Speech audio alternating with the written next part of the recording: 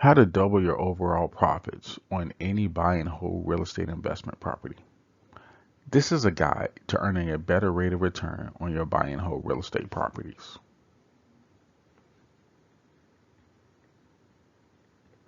This is how a typical real estate investor invests right here. We're going to use some basic assumptions, which is one property with no leverage, no tax deductions, no refinancing, no equity, and they're just building up a real estate portfolio. They're going to use $100,000 for the property cost. They're going to pay all cash. You're going to hold it for 30 years. You're going to get a 3% appreciation per year, which is going to bring that total value to $242,726 at the end of 30 years. You're going to get $1,000 of monthly rental income after all expenses. That's going to give you $12,000 of annual rental income that you're getting, which over 30 years turns into $360,000 of total rental income received on that property. Now, how does that property break down? It's very simple.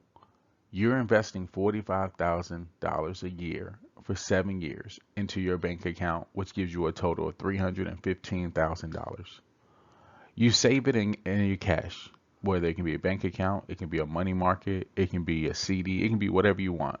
You're earning 1% of interest, and the growth is taxable at your 33% tax bracket. This means that your after-tax growth rate is 0.67%. In year 3, you take out $100,000 to purchase the investment property. You continue putting $45,000 into your cash account each year through 7 years. You also add the rental income of $1,000 a month to your cash account over the next 30 years. So 30 years after you've fully purchased the property, your cash account balance is now $661,425.83. Now, you decide to talk to one of our advisors, and they talk to you about the privatized banking method and using your same real estate investing method, but putting them together and putting your property's potential profit into overdrive.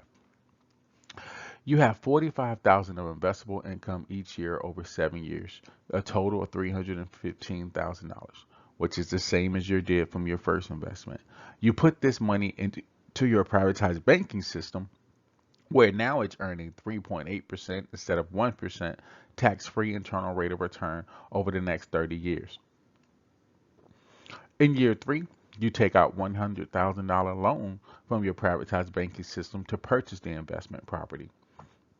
Over the next 30 years, the $1,000 monthly rental income is divided. We make a payment of $536.82 a month to repay back the 100K loan over 30 years at 5%. We take the other $463.18 per month net rental income and we add it back to your privatized banking system.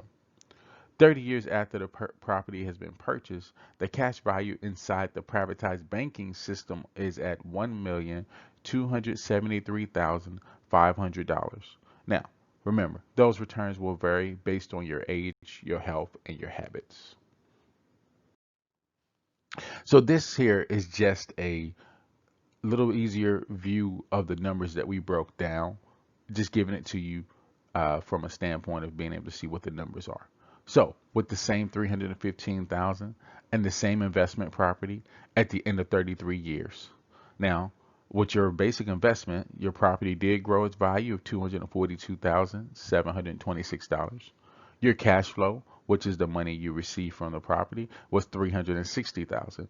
Gives you a total current account balance of $661,425.83, which brings your total up to $904,151.83. Now, subtract out the beginning cash of $315,000 and you net a profit of $589,151.83 in 30 years. Now, let's turn that up a little bit and let's put it with our method of generating profit plus your investment strategy. So we keep the same property value at $242,726. We have cash flow. Well, so we have to repay a loan. So that's $193,255. We also have to add the other money to your banking system, which is $166,745, which gives you a privatized banking balance of $1,273,500, which gives you a total of $1,516,226, which we subtract out the beginning cash of $315,000. That leaves us with a profit of $1,201,226. So, can you see after adding privatized banking, we more than doubled your profits?